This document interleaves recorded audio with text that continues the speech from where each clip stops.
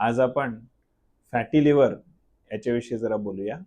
गरज आहे किंवा पचनक्रियेमध्ये ती एक मुख्य ग्रंथी आहे. खूप वेगवेगळ्या लेवलवर काम करतात. आता फॅटी लिव्हर म्हणजे नेमकं आहे तरी काय?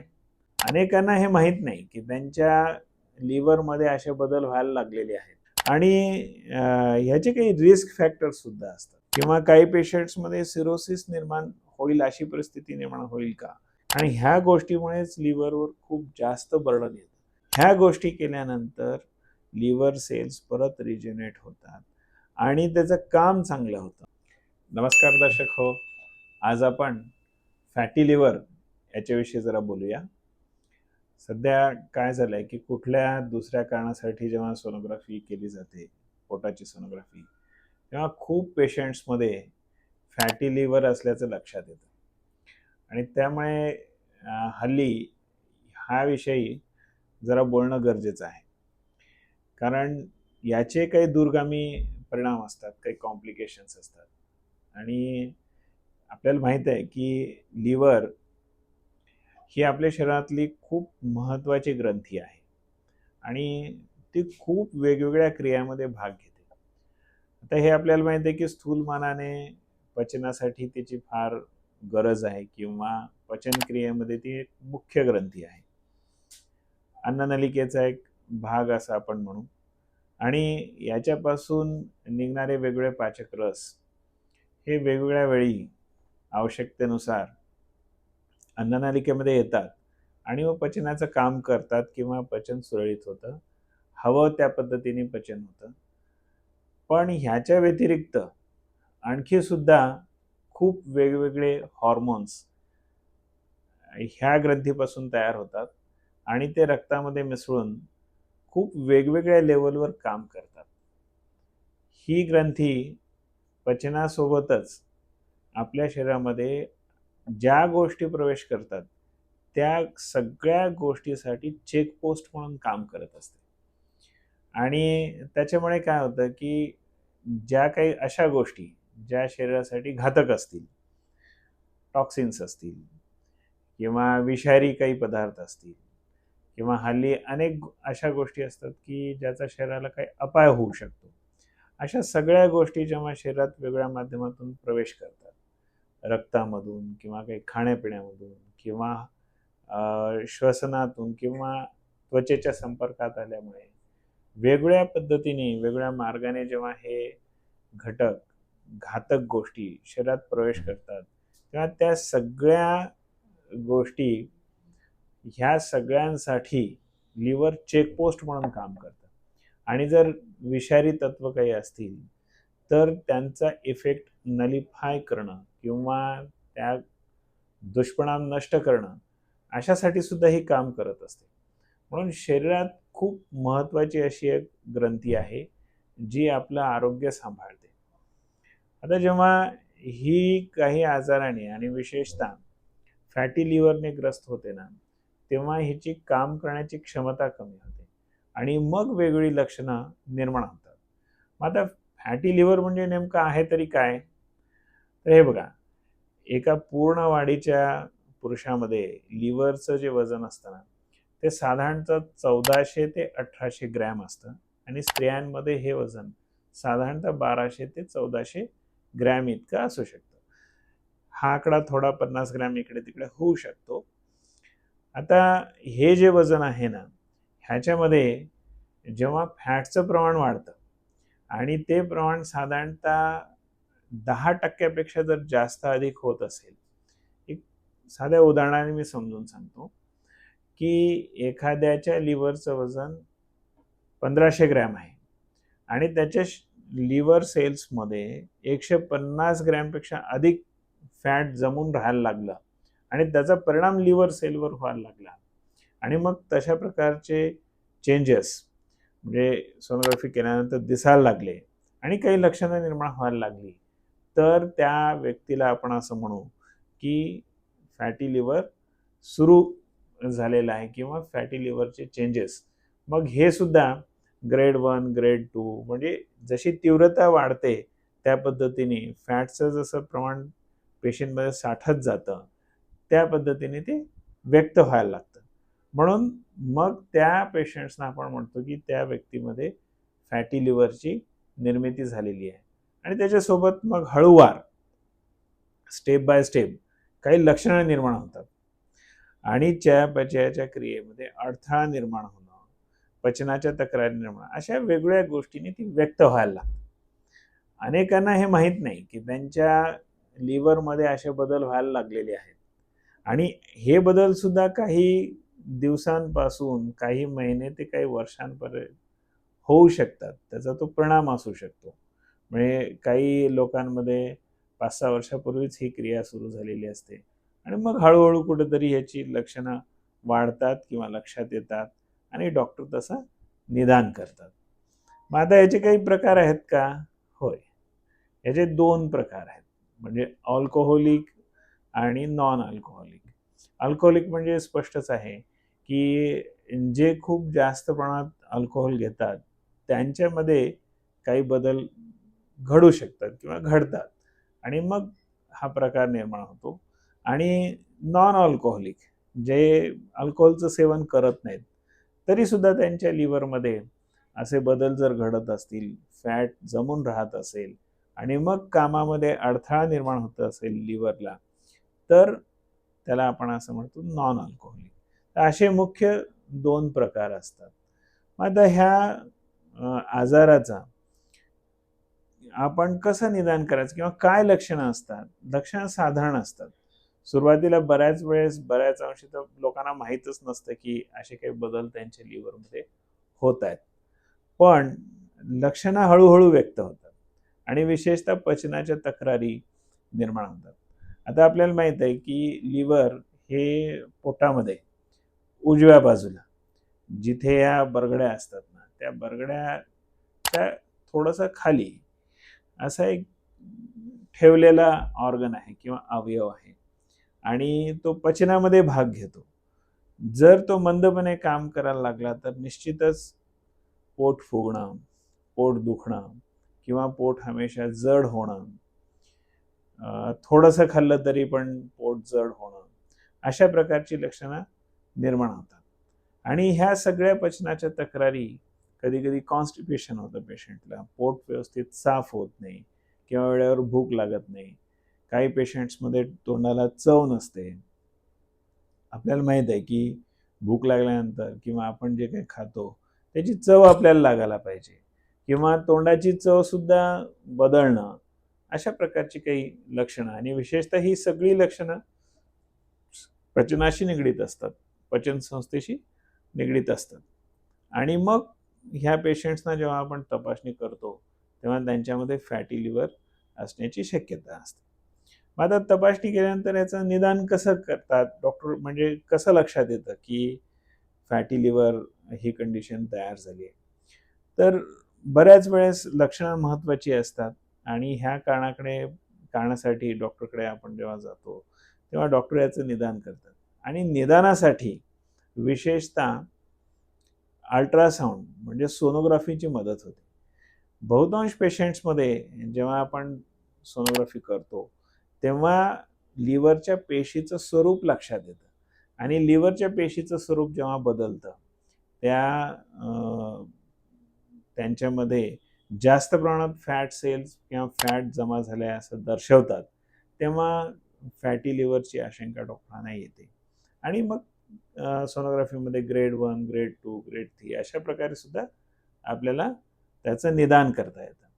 तसंच सीटी स्कॅन, MRI करून सुद्धा याचं निदान करता येतं. आणि काही पेशंट्समध्ये कधी-कधी ट्रायग्लिसराइड्सची लेव्हलसुद्धा खूप जास्त प्रमाणात असते. असं असेल तर काही पेशंट्समध्ये मात्र फॅटी लिव्हर आहे का हे पण आपण बघायला पाहिजे. तसे बदल त्या पेशंट्समध्ये होत आहेत का, त्याची सुरुवात झाली आहे का, याची शहानिशा आपण करायला पाहिजे. तर ह्या तपासण्या केल्यानंतर आपल्याला साधारणतः बहुतेक सगळ्याच पेशंट्समध्ये फॅटी लिव्हर असेल तर आपल्याला समजतं. आणि काही लिव्हरच्या एन्झाईम्सच्या टेस्ट पण आहेत, पण त्या एवढ्या स्पेसिफिक नाहीत. सोनोग्राफीवरून बहुतांश सगळ्या पेशंट्सचं आपल्याला निदान करता येतं. आणि ह्याचे काही रिस्क फॅक्टर्स सुद्धा असतात. जसं मी म्हटलो की ही चयापचयाची ग्रंथी आहे आणि चयापचयाच्या संदर्भात काही अडचणी निर्माण झाल्या तर शरीरात अनेक वेगवेगळ्या प्रकारचे आजार निर्माण होतात आणि विशेषतः त्या सगळ्या आजारामध्ये टाईप 2 डायबिटीस ह्याचा क्रमांक फार वरचा आहे. म्हणजे हे जे पेशंट्स आहेत भविष्यामध्ये टाईप 2 डायबिटीस त्यांना होण्याची शक्यता जास्त असते. आणखीन मेटाबॉलिक सिंड्रोम म्हणजे काय की सोप्या भाषेत आपण असं म्हणू कोलेस्टेरॉलमध्ये असलेला ट्रायग्लिसराइड्स नावाचा जो फॅटचा प्रकार आहे तो वाढणं, शुगर थोडीशी बऱ्याच पेशंट्समध्ये लेवलपेक्षा जास्त होणं ब्लडमध्ये आणि स्थूलमानाने काही क्लिनिकली लक्षणं निर्माण होणं अशी जर किंवा पोट वाढणं, ओबेसिटी अशा प्रकारची काही लक्षणं जर निर्माण होत असतील तर ह्या सगळ्या गोष्टी या पेशंटसाठी पुढे रिस्क फॅक्टर म्हणून समोर येतात किंवा असतात. आणि जसं मी पूर्वी बोललो की ही ग्रंथी चयापचयाच्या दृष्टीने आणि आरोग्य सांभाळण्याच्या दृष्टीने फार महत्त्वाची आहे. आता हे आरोग्य सांभाळण्याच्या दृष्टीने जर महत्त्वाचे आहे तर या आजाराचा भविष्यात लिव्हर फेल्युअरकडे कल आहे का किंवा काही पेशंट्समध्ये सिरोसिस निर्माण होईल अशी परिस्थिती निर्माण होईल का, ह्या सगळ्या गोष्टी बारकाईने बघणं फार गरजेचं असतं. या आजाराचे काही कॉम्प्लिकेशन्स असतात आणि लिव्हर फेल्युअर झाल्यानंतर पायावरती सूज येणं आणि हळूहळू मग पाय जसे सुजतात तशा अनेक गोष्टी फेल्युअरकडे जातात. म्हणजे केवळ आपल्याला लिव्हरचा फेल्युअरचा विचार करून या बाबतीत थांबता येत नाही. जेव्हा लिव्हर फेल्युअर निर्माण होतं तेव्हा त्याचं बर्डन अनेक वेगवेगळ्या महत्त्वाच्या अवयवांवर, किडनीज आहेत किंवा काही वेळेस हार्ट आहे, पायातल्या रक्तवाहिन्या आहेत, ह्या सगळ्या गोष्टीवर येतं. म्हणून मग वेगवेगळे कॉम्प्लिकेशन्स भविष्यात या पेशंट्समध्ये निर्माण होण्याची शक्यता असते. म्हणून ह्या सगळ्या गोष्टी बारकाईने बघणं आज फार महत्त्वाचं आहे. आणि असं जर कोणाच्या शरीरामध्ये तयार होत असेल तर मग वेळीच काही पावलं उचलणं, तज्ज्ञांचा सल्ला घेणं, खबरदारीचे उपाय करणं हे फार महत्त्वाचं असतं. आता असं जर आहे तर मग याची ट्रीटमेंट काय आहे किंवा साहजिकच काही रिव्हर्सल याला आहे का, म्हणजे लिव्हर सेल्स परत पूर्वपदावर जातात का, असा प्रश्न मनामध्ये येणं साहजिक आहे. तर याचं उत्तर अगदीच नक्की होय असं आहे. आपल्याला ह्या सगळ्या गोष्टी नॉर्मल करता येतात. आयुर्वेदामध्ये खूप चांगले उपचार लिव्हरसाठी आहेत किंवा चयापचयाच्या क्रिया जेव्हा बिघडतात तेव्हा त्या सगळ्या क्रिया नॉर्मल करण्यासाठी आणि कॉम्प्लिकेशन्स टाळण्यासाठी खूप साधे सोपे परंतु हुकमी उपाय आयुर्वेदामध्ये आहेत. मग आता काय करायला पाहिजे? सगळ्यात महत्त्वाचं म्हणजे आपण आपली लाईफस्टाईल बदलणं फार गरजेचं आहे. म्हणजे आपला व्यवसाय बैठा असेल किंवा आपण एक्सरसाइज करत नसू तर ह्या सगळ्या गोष्टी म्हणजे प्रत्येकाने डायरी मेंटेन करून दररोज साधारणतः अर्धा तास, 1 तास, पाऊण तास असं आपण ठराविक एक्सरसाइज आपण करायला पाहिजे. योगासनांचा आपण त्यामध्ये अंतर्भाव करायला पाहिजे, जेणेकरून पोटाच्या ज्या पेशी आहेत त्यांना आपल्याला टार्गेट करता येईल. अशी अनेक योगासनं आहेत. पवनमुक्तासन आहे किंवा भुजंगासन आहे, अनेक सूर्यनमस्कार आहे, असे अनेक व्यायामाचे प्रकार आहेत ज्याच्यामध्ये आपण नकळत पोटामध्ये असणारे महत्त्वाचे अवयव, ज्याच्यामध्ये लिव्हर आहे, पॅनक्रियाज आहे किंवा इंटेस्टाईन आहे किंवा किडनीज आहेत, ह्या सगळ्या अवयवांना विशिष्ट प्रकारचे व्यायाम देतो. त्यांचं रक्ताभिसरण चांगलं होतं आणि मग त्यांचं काम सुद्धा सुधारतं. म्हणून व्यायामाला फार महत्त्व आहे. पण दररोज प्रत्येकाने वेळ काढून न चुकता अर्धा पाऊण तास व्यायाम करणं ह्या आजारासाठी फार महत्त्वाची बाब आहे. आणखीन आहारामध्ये बदल करणं, म्हणजे जसं आता आपण बघतोय की सगळीकडे आता सगळेच लोक सांगतात आपल्याला की तेलाचं प्रमाण कमी करा. हे खरं आहे, तेला तुपाचं किंवा तेल तूप सुद्धा आता जे आहे ना त्याच्यामध्ये सुद्धा खूप बदल झालेले आहेत. तर त्या प्रकारचं तेल तूप आपण टाळणं किंवा तज्ज्ञाकडून आपण ठरवून घेऊन त्याचं प्रमाण ठरवावं. जंक फूड जे आहे ते आपण टाळायला पाहिजे आणि विशेष म्हणजे साखर आणि मिठाचं प्रमाण खूप कमी करायला पाहिजे. आणि जे नॅचरल फूड एक 30-40 वर्षापूर्वी किंवा आत्तासुद्धा खेडेगावामध्ये किंवा आपण घरी जेव्हा बनवतो ना, त्या पद्धतीचं जे अन्न आहे, ते आपण सतत घेणं, आउटसाइड इटेबल्स जे आहेत, त्यांना रिस्ट्रिक्ट करणं किंवा लिमिट करणं. भूक लागल्याशिवाय न जेवणं. काही जेवणाचे नियम आणि अन्नावरच्या प्रक्रिया ह्या खूप महत्त्वाच्या झालेल्या आहेत आणि ह्या गोष्टीमुळेच लिव्हरवर खूप जास्त बर्डन येतं. म्हणजे भूक लागलेली नसताना आपण जेवतो आणि भूक लागली तरी आपण जेवू शकत नाही. तर अजीर्ण न करणं, रात्री लवकर जेवण करणं, ह्या सगळ्या छोट्या-छोट्या गोष्टी लाख मोलाच्या आहेत. म्हणून लिव्हरसाठी आहाराचे नियम पाळणं, ते समजून घेणं, आहाराचा एक तक्ता स्वतःसाठी तयार करणं, ह्या सगळ्या गोष्टी जर आपण बारकाईने केल्या, तर लिव्हर सेल्समध्ये जे बदल झालेले आहेत, ते परत आपल्याला पूर्ववत करता येतात आणि त्याचे कॉम्प्लिकेशन्स, लिव्हर फेल्युअर आणि इतर अवयव फेल्युअर हे सुद्धा टाळता येण्यासारखी गोष्ट आहे. म्हणून प्रत्येकाने आहाराला खूप जास्त महत्त्व द्यायचं आहे आणि आपल्याला पचतील अशा गोष्टी आहारामध्ये घेणं, त्यांच्यावर योग्य ते संस्कार करणं, रेसिपी तयार करणं सुद्धा खूप महत्त्वाच्या छोट्या-छोट्या गोष्टी आहेत. त्याचा आपण विचार करायला पाहिजे आणि ह्या सगळ्या गोष्टी जर आहार आपण सांभाळला, व्यायाम योग्य पद्धतीने आपण दररोज केला, तेला-तुपाचं प्रमाण बेताचं ठेवलं, साखर आणि मीठ हे सुद्धा खूप मोठे कल्प्रिट आहेत. म्हणजे मीठ जास्त खाण्यामुळे अन्ननलिका दुबळी होते, हळूहळू कमकुवत होते आणि साखर आणि मीठ ह्या दोन्ही गोष्टी शरीरामध्ये इन्फ्लॅमेटरी चेंजेस म्हणजे शरीरामध्ये वेगळ्या प्रकारे सूज निर्माण करणं किंवा शरीराला फेल्युअरकडे घेऊन जाणं, असं आपण म्हणू. इन्फ्लॅमेटरी चेंजेस म्हणजे ह्या गोष्टी घडवून आणण्यासाठी साखर आणि मीठ ह्या 2 गोष्टी काम करतात. म्हणून त्यांचं प्रमाण सुद्धा बेताचं ठेवणं, ह्या गोष्टी फार महत्त्वाच्या आहेत. आणि विशेष म्हणजे आयुर्वेदामध्ये सांगितलेलं एक पंचकर्मापैकी एक कर्म, विशेषतः विरेचन ट्रीटमेंट करणं फार गरजेचं आहे. म्हणजे ठराविक काळामध्ये वैद्याच्या सल्ल्याने विरेचन करणं म्हणजे जुलाब करण्याची एक ट्रीटमेंट असते. त्याची एक पद्धत आहे. ते करणं आणि ते झाल्यानंतर विशिष्ट पद्धतीने उपवास करणं. थोडा आपण भाषेत असं म्हणू की पोटाला रेस्ट देणं. पण ह्याचा उद्देश खूप मोठा आहे आणि फायदे खूप जास्त आहेत. ह्याच्यामुळे शरीरामध्ये ज्या इन्फ्लॅमेटरी कंडिशन्स म्हणजे आजाराला बळी पडणाऱ्या कंडिशन्स ज्या निर्माण झालेल्या आहेत, त्या टाळण्यासाठी उपवासाचा, योग्य पद्धतीच्या उपवासाचा खूप चांगला उपयोग होतो. लिव्हरसाठी खूप चांगला उपयोग होतो. आणि विशेषतः आता समजा विरेचन आपण ट्रीटमेंट केली आहे आणि त्याच्यानंतर लिव्हर सेल्स परत रिजेनरेट करण्यासाठी पिंपळीसारखी काही औषधं आहेत, शेळीच्या दुधाचा खूप चांगला उपयोग होतो. अशा अनेक वेगवेगळे औषधं तर आहेतच. मी हे आहार्य पदार्थ सांगतो.